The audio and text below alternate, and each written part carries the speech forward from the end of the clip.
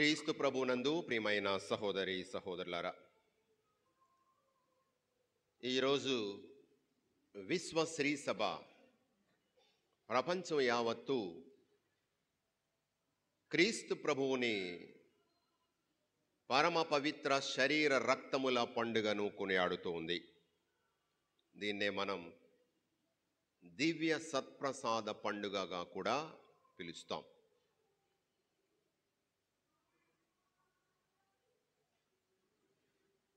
అప్పద్రాక్షరస రూపములో యేసుక్రీస్తు పరిపూర్ణమైనటువంటి దివ్యాత్మ, దివ్య శరీరము, దివ్య రక్తము, దేవ స్వభావము నిండి ఉండి నిక్షిప్తమై ఉండి ఉన్నటువంటి దేవుని సన్నిధి దివ్య సత్ప్రసాదము.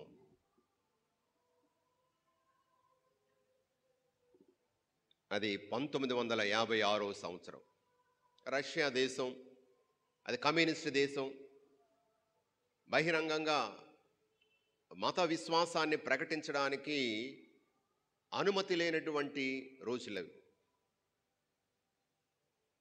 డాక్టర్ జోసెఫ్ షాల్మర్ అనేటువంటి ఒక రచయిత అతని కథనం ప్రకారంగా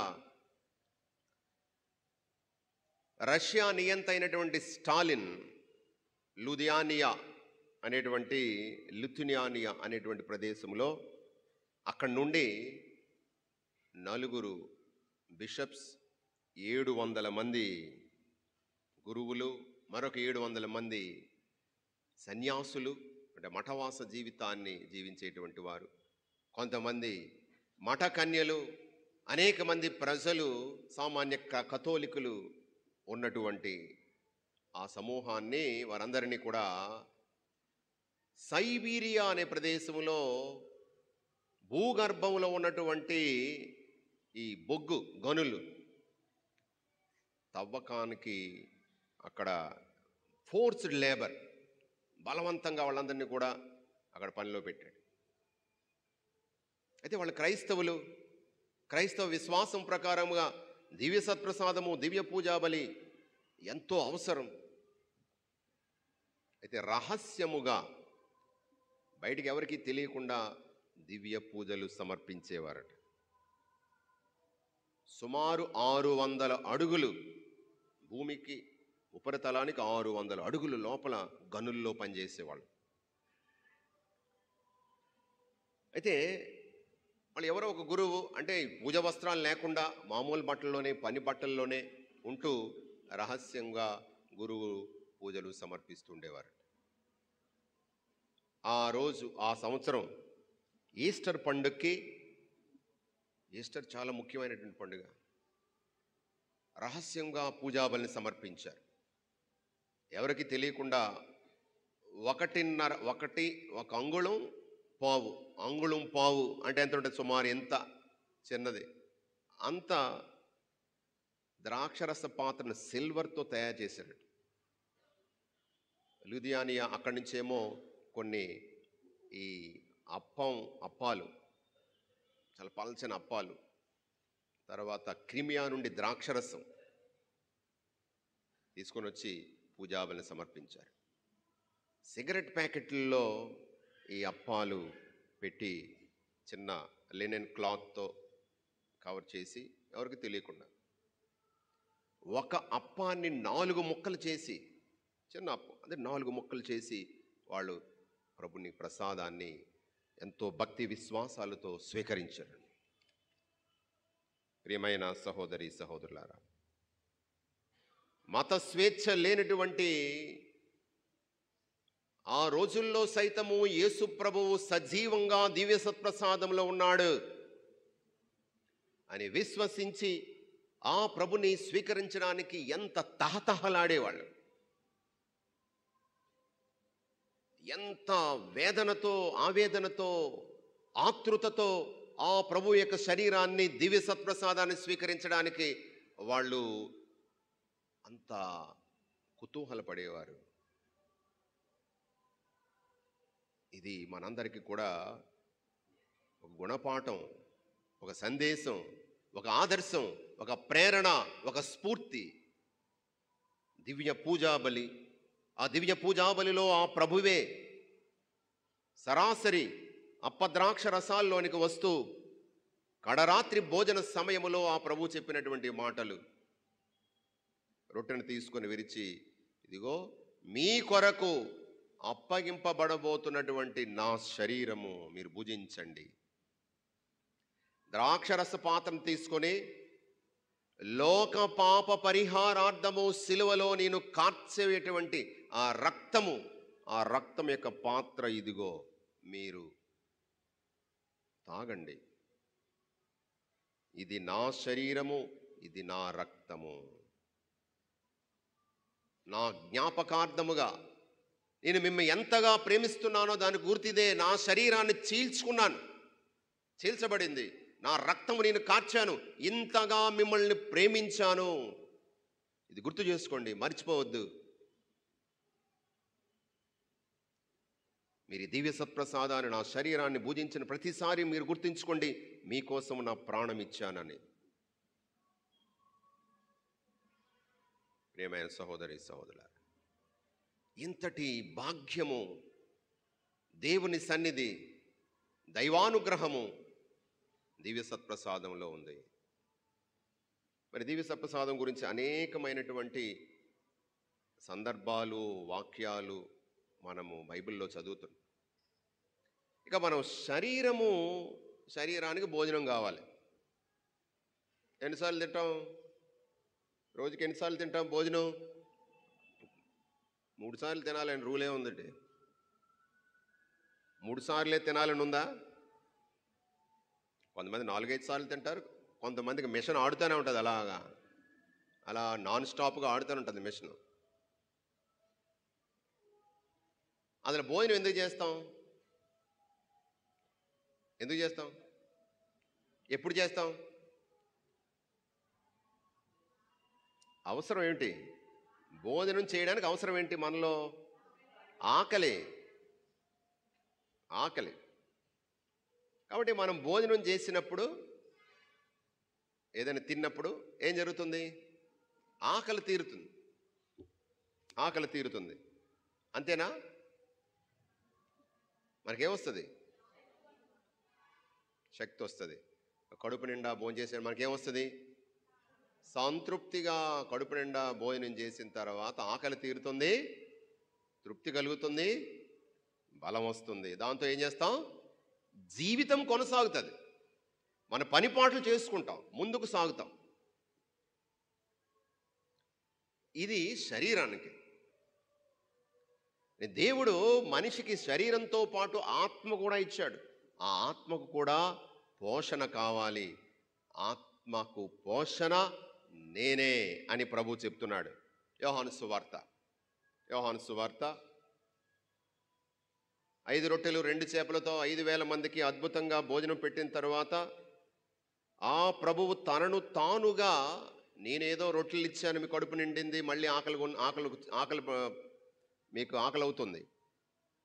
మన్నా, ఎడారిలో మన్నా కాదు, సజీవ మన్నా నేనే.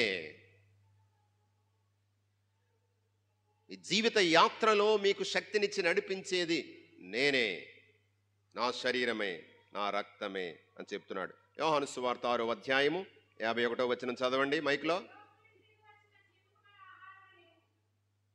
చదవం. పరలోకము నుండి దిగివచ్చిన జీవము గల ఆహారమును నేనే. ఈ ఆహారమును ఎవడేని భుజించిన ఎడల వాడు నిరంతరము జీవించును. ఈ లోకము జీవించుటకు నేను ఇచ్చు ఆహారము నా శరీరమే అని మీతో నిశ్చయముగా చెప్పుచున్నాను. పరలోకముని దిగి వచ్చిన జీవము గల ఆహారము, జీవమునిచ్చే ఆహారము, నిత్య జీవమిచ్చే ఆహారము నా శరీరమే, నేనే. శారీరకమైన భోజనం చేస్తే, ఇదిగో ఉదయం భోజనం చేసాం, మళ్ళీ ఆకలేస్తుంది, అరిగిపోతుంది, ఆకలేస్తుంది, మళ్ళీ భోంచేయాలి, మళ్ళీ ఆకలేస్తుంది, మళ్ళీ భోంచేస్తాం. ఈ శరీరం కొనసాగడానికి ఈ భోజనం, కానీ ఆత్మ కొనసాగడానికి, సజీవంగా ఉంచేది, నిత్య జీవముతో కళకళ్ళాడుతూ సజీవంగా దేవుని యొక్క ఆశీర్వాదాలతో ముందుకు నడిపించేది యేసుప్రభు యొక్క శరీరమే, రక్తమే. కానీ నిత్యాహారము, జీవాహారము, నిరంతరము జీవించేలా చేసేటువంటిది ఆహారము యేసుక్రీస్తు యొక్క శరీరము, రక్తం. 53 చదువు.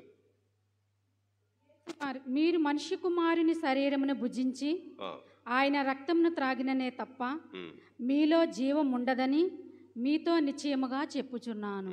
54. నా శరీరమును భుజించి నా రక్తమును పానము చేయువాడు నిత్య జీవము పొందును. నిత్య జీవం పొందుతాడు. నిత్య జీవం ఇచ్చే ఆహారము తన శరీరమే అని చెప్తున్నాడు. నిత్యము జీవింపజేసేది. శరీరము అంతరించిపోయినా, మరణించి సమాధిలో కలిసిపోయినా, మట్టిలో కలిసిపోయినా, ఆత్మీయంగా మనల్ని సదాకాలము జీవింపజేసేది అతని యొక్క శరీరమే అని చెప్తున్నాడు. ఇక మరొక విషయం చదువమ్మా. నేను అతనిని అంతిమ దినమున లేపుదును. అంతిమ దినమును నేను లేపుతాను. ఎవరైతే నా శరీరమును భుజించి నా రక్తము పానము చేస్తారో వారిని నేను అంతిమ దినమును లేపుతాను. అంటే నిత్య జీవ బహుమతిని నేను ఇస్తాను. ఎవరు చెప్పారు ఈ మాటలు? యేసుప్రభు వారు చెప్పారు. ఆర్సిఎం చర్చ్ చెప్పిందా? కాదు, యేసుప్రభు వారు చెప్పారు. ఆర్సిఎం కథోలిక సంఘం చెప్పిందా? ఇది యేసుప్రభు వారు చెప్పారు. యేసుప్రభువే చెప్తున్నాడు. మరి ఎప్పుడు బుధిస్తావు? ఇది ప్రతిరోజు దివ్య బలి పూజలో. సంఘాలు చాలా ఉన్నాయి. ఎప్పుడు ఈ అప్పద్రాక్ష రసాలు యేసుక్రీస్తు శరీర రక్తాలుగా మారుతున్నాయి? ఎవరి వలన? ఎవరి ప్రార్థన వలన? ఎవరి అభిషేక హస్తాల వలన? గురువుల అభిషేక హస్తాలు. ఏ సందర్భంలో? దివ్య పూజ బలి. మిగతా సంఘాల్లో సమాధానం లేదు.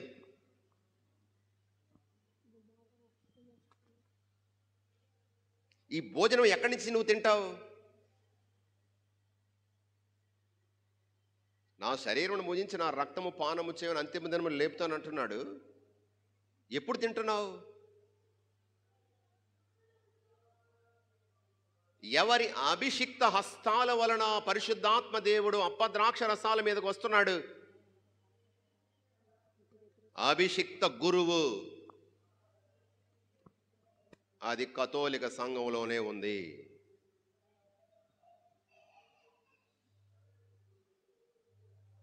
ఈ మాటలు ఎక్కడ యథార్థం అవుతున్నాయి మిగతా సంఘాల్లో? బల్ల భోజనం ఎప్పుడో. ఆ బల్ల భోజనం ఎవరి ఆశీర్వాద ప్రార్థన వల్ల అది శరీర రక్తాలుగా మారుతున్నాయి? బల్ల భోజనాల్లో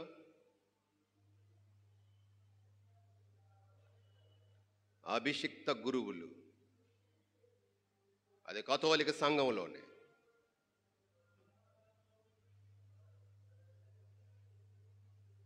ప్రియమైన సహోదరులారా, అంతిమ దినమున లేపేటువంటి భోజనము మనం ప్రతి దివ్య పూజా బలిలోనే స్వీకరిస్తూ ఉన్నాము. ఆ ప్రభు చెప్పినటువంటి మాటలు ఏదో కథోలిక సంఘం చెప్పిన మాటలు కాదు. ఇదిగో యేసు ప్రభువే స్వయాన తన నోటి నుంచి పలికినటువంటి జీవన సత్యాలు, నిత్య జీవన సత్యాలు ఇవన్నీ కూడా. ఇక అంతటితో ఆగడం లేదు. ఏలయనా 56 చదువు. నా శరీరము నిజమైన ఆహారము, నా రక్తము నిజమైన పానము. 56. నా శరీరమును భుజించి. మరొక విషయం చూడండి ఇక్కడ, మూడవది. నా రక్తమును పానము చేయువాడు నా యందును నేను వాని యందును ఉందుము. మొదటిది నిత్య జీవమిచ్చే సదాకాలము జీవింపజేసే ఆహారము నా శరీరం అన్నాడు. రెండవది నా శరీరమును భుజించి నా రక్తము పానము చేయువాడిని అంతిమ దినమును లేపుతానన్నాడు. పునరుత్థాన భాగ్యం ఇస్తానన్నాడు. ఇక మూడవ వాగ్దానము ఇక్కడ చూడండి. ఎవరైతే నా శరీరం భుజించి నా రక్తమును పానము చేస్తారో అతడు నా యందును నేను అతని యందును ఉందుము. అంటే మనలోనికి వస్తున్నటువంటి ప్రభువు మనతో ఉండిపోతాడు. ఒక ప్రేమ బంధాన్ని ఏర్పాటు చేసుకుంటున్నాడు మనలోనికి వచ్చి. మన హృదయాలు, మన జీవితాలు, మన శరీరాలు ఆ ప్రభునికి మందసాలుగా మారుతున్నాయి, మందిరాలుగా మారుతున్నాయి. ఇదిగో పాత నిబంధనలో మందసాన్ని మోసుకుంటూ వెళ్ళారు. ఇశ్రాయేలు ప్రజలు. ఆ మందస్సులో ఏమున్నాయి? సీనాయి కొండ మీద ఉన్నటువంటి దేవుడిచ్చిన 10 ఆజ్ఞల పలకలు, ఇంకా 40 సంవత్సరాల పాటు వాళ్ళని నడిపించుకొని వెళ్ళినటువంటి ఆ ప్రభువు కురిపించిన మన్నా భోజనము, ఇంకా ఎవరి చేతికర్ర? ఆరోను చేతికర్ర. ఎందుకంటే ఆరోను అభిషిక్త వంశానికి, ఆ యొక్క వర్గానికి చెందినవాడు. ఓకే, కాబట్టి ఈ 3 దేవుని సన్నిధి అని వాళ్ళు నమ్ముకున్నారు. ఆ ఆజ్ఞలు నడిపించాయి, మన్నాను కురిపిస్తూ సజీవంగా ఉంచాయి. దేవుని యొక్క సన్నిధిలో వారి కష్ట సుఖాలు, వారి బాధలు, వారి యొక్క హృదయ వేదనను అభిషేకుల హస్తాల మీదుగా ఆ ప్రభువు యొక్క సన్నిధిలో వారి ప్రార్థనలు, బలులు సమర్పించబడ్డాయి. దీని గుర్తు ఈ మందసం. రాతి పలకలు, కర్ర, నశించిపోయేటువంటి మన్నా. ఏ రోజుకి ఆ రోజే ఆ మన్నా రేపటి వరకు దాచుకుంటున్నారంటే పురుగులు పట్టిపోతుంది, పాడైపోతుందంట. ఆ రోజుకే దాన్నే వారు దేవుని సన్నిధిగా భావించారు. కానీ ఇప్పుడు మందసములో సజీవమైన దేవుని కుమారుడు శరీర రక్తాలు నిక్షిప్తమైనటువంటి దివ్య సత్ప్రసాద రూపములో సదా కొలువై ఉన్నాడు. Praise the Lord. The real presence of Jesus. కొన్నిసార్లు కొన్ని సంఘాల్లో కొంతమంది వేదాంతులు కూడా ఇదిగో ఎప్పుడైతే ఆ యొక్క పూజా బలిలో ఆ శరీర రక్తాలుగా అప్పద్రాక్ష రసాలను లేకపోతే రొట్టెను ద్రాక్షరసాన్ని ప్రార్థన చేస్తారో అది శరీర రక్తాలుగా మారుతుంది. అంతటితో ఆ ప్రభువు అప్పటి వరకే ఉంటాడు, ఆ తర్వాత అందులో ప్రభు ఉండడు అనేటువంటి ఒక వాదన. కానీ ప్రభు గురువు యొక్క అభిషిక్త హస్తాలతో అపద్రాక్ష రసాల మీద పవిత్రాత్మ ప్రోక్షణ అభిషేకము ఆ రాకడ కోసం ప్రార్థన చేసిన తరువాత యేసుప్రభు చెప్పినటువంటి ఆ మాటలు, అప్పాన్ని తీసుకొని నా శరీరం మీరు భుజించండి, ద్రాక్షరస పాత్రను తీసుకొని పాప పరిహారార్థం చెందబడిన రక్తపు పాత్రం అని చెప్పిన తర్వాత ఆ ప్రభు యొక్క శరీరము రక్తముగా ఆ అప్పద్రాక్ష రసాలు మారిపోతున్నాయి.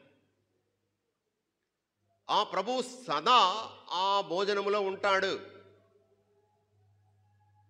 పూజ అయిపోయిన తర్వాత అందులో ఏమో లేకపోవడం కాదు. అందుగురించే ఆర్సిఎం సంఘములో ప్రత్యేక విధముగా ఆ అప్పాలను, అభిషిక్త అప్పాలు అంటే క్రీస్తు శరీరాన్ని మందసములో పదిలపరుస్తాము. ఎందుకంటే ఈ కంటిన్యూస్ టు లివ్, ఈ continues to live is present in the consecrated host. అభిషేకించబడినటువంటి, ఆశీర్వదించబడినటువంటి ఆ అప్పములో యేసు ప్రభు యొక్క సన్నిధి కొనసాగుతూ ఉంది. ఇది మన విశ్వాసం. కాబట్టి ఇటువంటి ప్రభు యొక్క సన్నిధిలో మనం వచ్చినప్పుడు, ఆ ప్రభుతో మనలోనికి వచ్చినప్పుడు మనలో కొలువై ఉంటానని చెప్తున్నాడు. సజీవంగా మనలో కొలువై ఉంటాను, నేను నీలోనికి వస్తాను, నీవు నేను ఒకటవుతున్నావు. మనల్ని అదిగో ఒకటి చేస్తూ ఉంది దివ్య సత్ప్రసాదం. ఆ ప్రభువుతో మనల్ని ఏకం చేస్తుంది. ఆ ప్రభు మనలోనికి వచ్చినప్పుడు మన జీవితం మారిపోతుంది. ఆ ప్రభు సహవాసములో, సన్నిధిలో మన జీవితము, మన ఆలోచన విధానం, మన మాట తీరు, మన సంబంధ బాంధవ్యాలు మారిపోవాలి. ప్రేమతత్వము, క్షమాతత్వము, సహకారం అందించేటువంటి స్నేహహస్తము మనలో పెరుగుతుంది. పరిశుద్ధతలో మనం ఎదుగుతూ ఉన్నాము విశ్వాసముతో ఆ ప్రభువుని స్వీకరించినప్పుడు. మరి ఎలా స్వీకరించాలి ఆ ప్రభువుని? ఈరోజు ఎలా స్వీకరిస్తున్నాం? 2వ పట్టణం 1 కొరింథీయులు 11వ అధ్యాయము 27వ వచనము. కనుక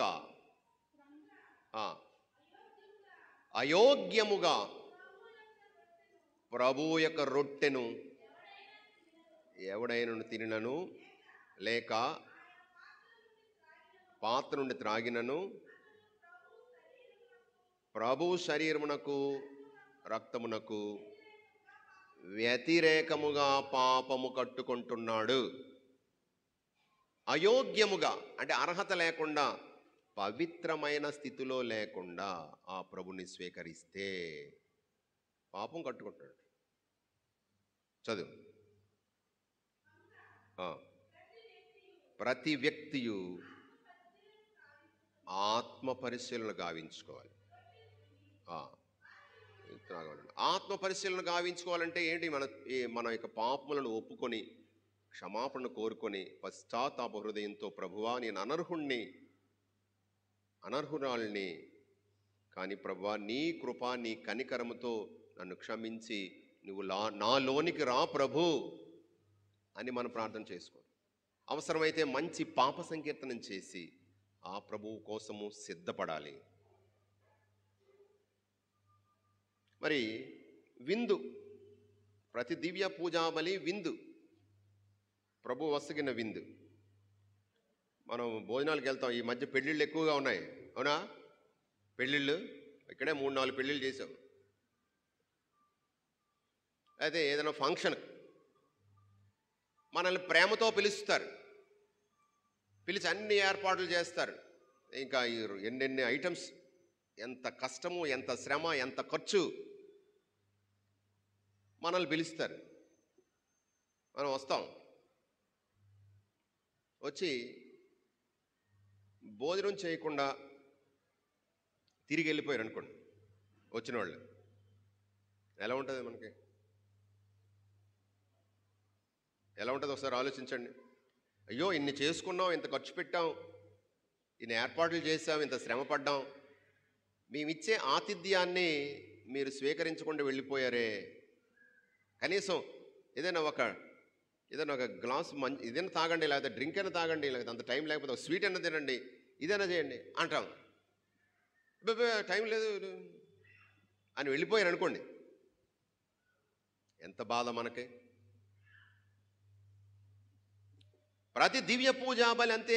తండ్రి దేవుడు తన కుమారుని యొక్క శరీర రక్తాలను ఆత్మీయ విందుగా మన శరీరానికి, ఆత్మకు విందుగా ఆ ప్రభు ఇస్తున్నాడు. వచ్చిన వాళ్ళు వచ్చినట్టు వెళ్ళిపోతే ఎంత అమర్యాద, ఎంత బాధ. మన వాళ్ళు చాలామంది వస్తుంటారు, పూజకు వస్తారు,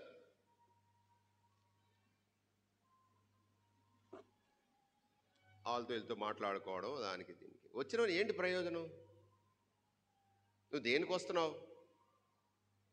ఉద్దేశం మంచిదే, కానీ దాని పరిపూర్ణమైనటువంటి ఆశీర్వాదాలు, దీవెనలను పొందకుండా నువ్వు వెళ్ళిపోతున్నావు. ప్రతి అవకాశాన్ని నువ్వు సద్వినియోగం చేసుకోవడం లేదు. పిల్లలు కాకుండా దివ్య సప్రసాదం తీసుకునే వాళ్ళందరూ దివ్య సప్రసాదం తీసుకోవాలి. వాడు తీసుకోవడం లేదు, ఎందుకులే మనం వెళ్ళదు, వాడిని వీడిని చూసి కాదు, నీ అవసరం అది. నీకు ఆశీర్వాదాలు కావాలంటే నువ్వు రా, తీసుకో, స్వీకరించు, యోగ్యమైన స్థితిలో స్వీకరించు. పూజకొచ్చి దివ్య సప్రసాదం తీసుకోకుండా వెళ్ళడం అన్నటువంటిది ఎంత అసంతృప్తి. దాని యొక్క విలువ తెలిసినటువంటి వాళ్ళు అయ్యో నేను లేట్ అయిపోయాను, అయ్యో నేను అని బాధపడే వాళ్ళు ఉన్నారు. అయ్యో నేను లేట్ అయిపోయాను, అయ్యో లేట్ అయిపోతాను, పూజకి లేట్ అయిపోతాను, లేకపోతే దివ్య సప్రసాదం తీసుకోవాలి, ముందుకు వెళ్ళాలని. దాని విలువ తెలిసిన వాళ్ళు పరిగెత్తుకొని వస్తారు, ఇక్కడ మిస్ అవ్వరు. ఆతృతతో వస్తారు, ఆర్ద్రతతో వస్తారు, భక్తి విశ్వాసాలతో ప్రభు సన్నిధికి వస్తారు. వచ్చిన తర్వాత తీసుకోకుండా వెళ్ళిపోవడం ఎంత అసంతృప్తి. వెలితి వచ్చాము కానీ దానిలో ఏం ప్రయోజనం? ఏం తీసుకువెళ్తున్నాను ప్రభు సన్నిధికి వచ్చిన తర్వాత? అతని వాక్య సందేశము నా మనసుకి, నా జీవితానికి, ఇదిగో నా ఆత్మకు, నా శరీరానికి ఆ ప్రభు యొక్క వాక్య భోజనము, శరీర భోజనము స్వీకరించినప్పుడే విందు సంపూర్ణము. కాబట్టి వాక్య విందు, శరీర విందు, వాక్య విందు, శరీర విందు రెండు ఉంటేనే సంపూర్ణమైనటువంటి విందు. మరి సరే, పూజకు వచ్చి ఎలా ముందు మాట్లాడి దివ్య సప్రసాదం తీసుకుంటే మళ్ళీ కంటిన్యూ చేయండి. ఒక్కసారి దివ్య సప్రసాదం స్వీకరించిన తర్వాత ఆ ప్రభు మనలోనికి వచ్చాడు. నన్ను స్వీకరించే వాడిలోనికి వస్తాను, కొలువై ఉంటాను, వారితో వాసం చేస్తానన్నాడు. ఆ ప్రభుని మర్చిపోయి పక్కన వాళ్ళతో మాట్లాడుతున్నాడు. వచ్చిన ప్రభువునికి మోకరించి వందనాలు, కృతజ్ఞత తెలియజేసుకో. అభాగ్యుడను, అనర్హుడను, అయోగ్యుడను, పాపాత్ముడనైన నా హృదయంలోనికి నువ్వు వచ్చావు ప్రభువా. నేను ఏ విధంగా నీకు వందనాలు, కృతజ్ఞతలు తీర్చుకోగలను, చెల్లించగలను? ఏ విధంగా నీ రుణం తీర్చుకోగలను? నాతో సహవాసం చేయడానికి వచ్చిన దేవా నీకు వందనాలు, స్తోత్రాలని ఆరాధన, స్తుతి, కృతజ్ఞతలు తెలియజేసుకోవలసిన సమయం అది.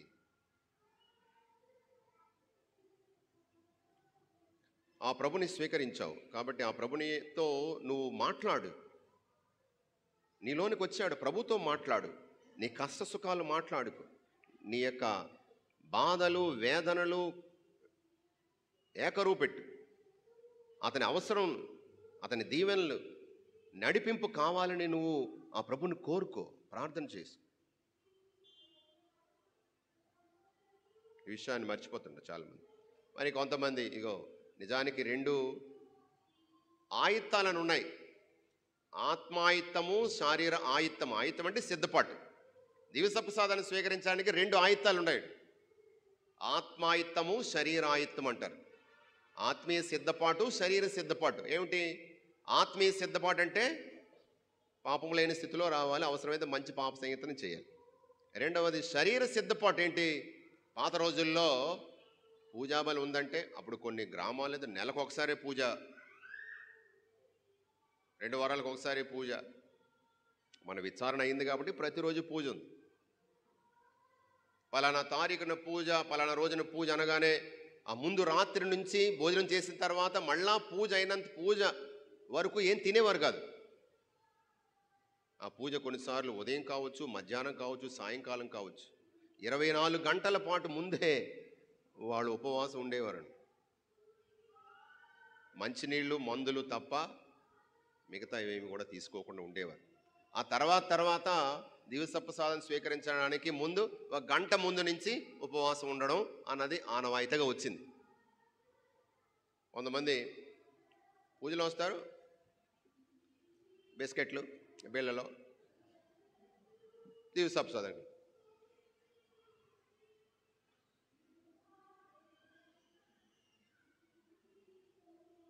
కొంతమంది కిళ్ళీలు, పాను పరాకులు నవలుకొని పూజ దివ్యసప్రసాదం. ఇదంతా అమర్యాద. దివ్య సత్ప్రసాదానికి అమర్యాద. ఆత్మీయంగా, శారీరకంగా మనం సిద్ధపడి రావాలి. ప్రియమైన సహోదరులారా, ఈ ప్రభుని మనము ఈరోజు అపద్రాక్షరస రూపాలు 2 ద్వారా మనం ఈరోజు స్వీకరించబోతున్నాం. నిజంగా దేవుడు మనకిచ్చిన గొప్ప అనుగ్రహము, ఆ ప్రేమ కానుక. ఆ ప్రభు మనలోనికి వస్తున్నాడు, మనం దీవించడానికి సిద్ధంగా ఉన్నాడు. మనల్ని మనం సమర్పించుకుందాం. ప్రతి ఒక్కరం కూడా దివ్య సత్ప్రసాద క్రైస్తవునిగా, the eucharistic priest and the eucharistic people, దివ్య సత్ప్రసాద ప్రభువు తనను తాను త్యాగం చేసుకున్నాడు. కాబట్టి దివ్య సత్ప్రసాదాన్ని స్వీకరించేటువంటి ప్రతి వ్యక్తి కూడా ఆ త్యాగమయ జీవితాన్ని జీవించాలి, ప్రేమమయ జీవితాన్ని జీవించాలి. ఆ ప్రభు మనలోనికి వచ్చినప్పుడు మనలో మమేకమైపోతున్నాం, మనం అతనిలో కలిసిపోతున్నాం. యేసు మనలాగా అవ్వడం లేదు, మనము యేసులాగా మారాలి, మారుతున్నాము. కాబట్టి యేసు తత్వం మనలో నరనరాల మనలో జీర్ణించుకుపోవాలి. మన ఆలోచన సరళిలో ఆ ప్రభు యొక్క ప్రేమ తత్వం రావాలి. We become eucharistic Christians, eucharistic community. మరి అటువంటి భాగ్యాన్ని మనందరికీ ప్రసాదించమని మనల్ని మనం సమర్పించుకుంటూ ప్రార్థన చేసుకుందాం. కృపగల దేవ, కరుణగల తండ్రి, మీ కుమారుణ్ణి మా కొరకు సిలువలో సమర్పించి మా శరీర ఆత్మల భోజనముగా దివ్య సత్ప్రసాద రూపములో మాలో కొలువైండే అనుగ్రహాన్ని మాకు ప్రసాదించినందుకు వందనాలు, స్తోత్రాలు. ప్రభువా, యోగ్యంగా ఆ ప్రభుని స్వీకరించి నీకు ప్రియమైన బిడ్డలుగా, దివ్య సత్ప్రసాద క్రైస్తవులముగా, సంఘముగా మేము మారినట్లు నీ కృపా నీ కనికరమును దయచేసి మమ్మలను నింపి సంతృప్తిపరచి నడిపించమని మీ కుమారుడును మా ప్రభువైన యేసుక్రీస్తు పరిశుద్ధ నామమున వేడుకొంచున్నాం తండ్రి. ఆమేన్.